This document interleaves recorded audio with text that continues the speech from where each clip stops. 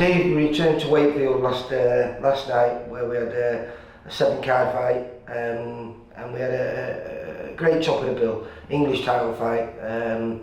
The first defence for Zahid against Andre Graham. Yeah, it's really nice to be able to put an English title fight on these small hall shows, and you know, Wakefield venue is a small hall place, and it's something that we've found to keep the Yorkshire guys busy. And you know, we just dropped it to 7 fight cards. Even got a few Yorkshire people, and I'm helping a few people out. But we've got another show there in a couple of weeks, so all my Yorkshire lads will have got a fight before the season ends at the end of July, and we start getting September. Well, just before we run through the show, Josh Warrington was down there because he had his stablemate on there, Levi Smith,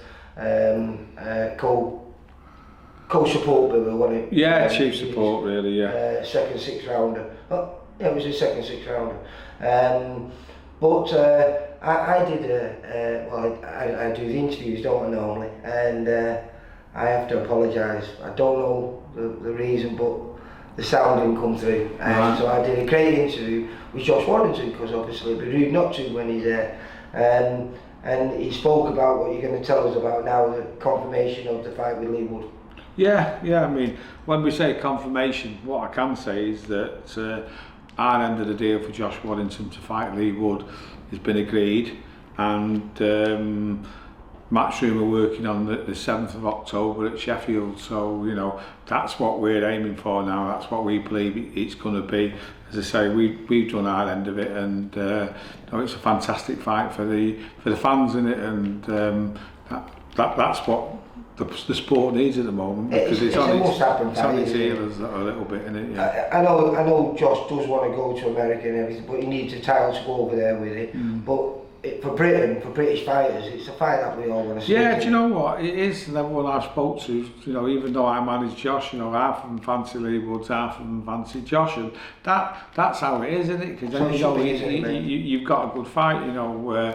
We've obviously been a bit in the dumps because we've been missing out on fights, and he's not fought for 8 months when he gets in the ring, but you know, at least we've got a date now, and we was hoping to go to America, and you know, we did say we'd go and challenge one of the champions over there, but that never happened. So probably the next best thing, if not a better thing, is Leigh Wood's, and I think it's a great chance.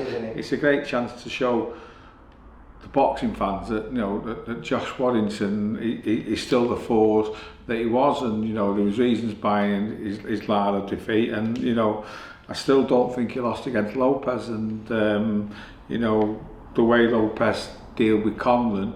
You got to look at that result in a different light now. Yeah, and maybe the way Conlon handled Leigh Woods could possibly be a mark of what's going to happen in this fight, but it depends who turns up on the day, and 50-50 fight. We're working to turn up on the day and making a statement on that night, mate.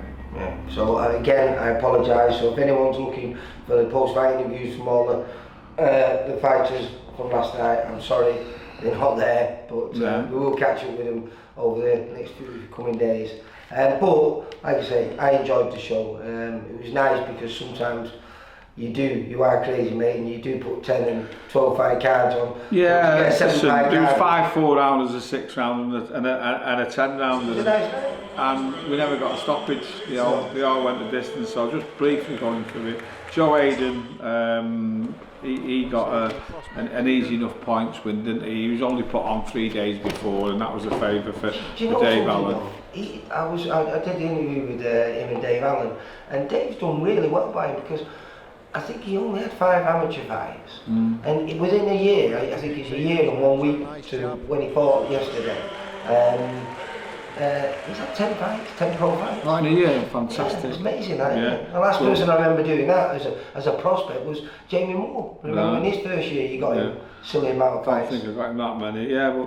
And Jamie Mellors, that was a favour for Jimmy Allington, and he had a reasonable performance against Josh Cook. It's hard to look good against him, but he did as good as most people do. I think he caught Josh in the first round with a wonderful uppercut, and very rarely does anyone catch Josh Cook with a good, solid, clean shot, and he did, which put Josh into that really good journeyman mode that he is, you know, where he moved, and you've got to be good to pin him, haven't you? Yeah, and then Dan Smith beat Paul Scaife. Good fight, wasn't it? It was a draw, wasn't it? It was, but it was very entertaining. Yeah, at the level it was okay. And then Richard Roberts Popham beat Sean and Graham, but had to come through a real bad eye injury, didn't it? Which happened in the third round, and I believe he couldn't see out of it. So I think it ended up being 39-37. It boxed well to them, but you know, with Jordan, you do tend to hurt him. He comes fighting back, and he did in that fourth round, didn't he? He's brilliant, Jordan. Yeah, absolutely. He's got to be there with the best. Top journeyman, didn't he? And then another half decent fight. Andrew Kalaski beat Jake Smith and sold a few tickets there. And I believe he's an Albanian, isn't he? And he's a Greek Albanian. A Greek Albanian. He moved over here again. Very limited amateur experience. Only 6 fights. And you won't tell that because we know what a good test Jake Smith is for anyone, isn't he? He's one of those good young journeymen on the road, and I thought he did really well. Yeah, completely focused. I was watching him, and he's focused on it. And then our two lads, as you say, a 6th rounder for Levi Smith against Clayton Bricknell, which was the first time I've seen him, and I want to see him again on our show because he's a good test, isn't he? He's proper tough, really tight guard, and aggressive in patches as well. So he gave Levi a bit to think about, and we couldn't have got a better learning fight for Levi. No, I said to him in the qualifying interview, which no one's ever going to watch, I thought he's had 2 really good. His first 2 6 rounders have been absolutely brilliant, where he's had to dig deep and you know. Yeah, and do you know what? He'll go away from that and think, you know, could have made it a little bit easier using a jab and other things he could have done, and that's exactly what we want because you know. As I've said, he'll be fighting for titles, and you know, if these fights can give him that experience to make sure that he wins rather than just challenge for the title, we're doing our job. So a few more learning fights for Levi, but he will be entitled soon. Well, I watched, you know, because he got caught, didn't he? I mean, he was comfortably in front of the fight, won the first 4 rounds without too much of a problem, even though, like you said, the opponent was in his face. He was boxing really well, and then I walked down the stairs to speak to John Brown because he was watching the fight, and as I'm walking down the stairs I hear the count. So I was like, oh, he's put him over, he got put over, didn't he? And then he said to me, he said he thought he slipped a little bit on caught his foot, but actually I've seen it and he did catch him. It wasn't a devastating. He was up straight away. He was like a flash knockdown, but he can't remember being it. He was telling me on it there, but I actually missed it myself. Yeah, but another experience for him. He's been down now. He knows what he's like. I mean, he did jump up straight away and go to the neutral corner, but he was sensible when he come out. He didn't go reckless, did he? He just carried on with his job. So he's a beautiful boxer, mate. Yeah, wonderful jab. Yeah, and a great shot selection. Yeah. Listen, he caught him with some great body shots. The kid never flinched, did he? So I'm looking forward to Ash fighting him in a couple of weeks. Yeah. I mean, I think Ash is like a proper lightweight, where Levi's going to be a super fella. That might make the difference. But no, I'm looking forward to having that Clayton Bricknell on my shows in the future because he's actually run around with a kid who's we've got a lot of interest in, Ethan Jones.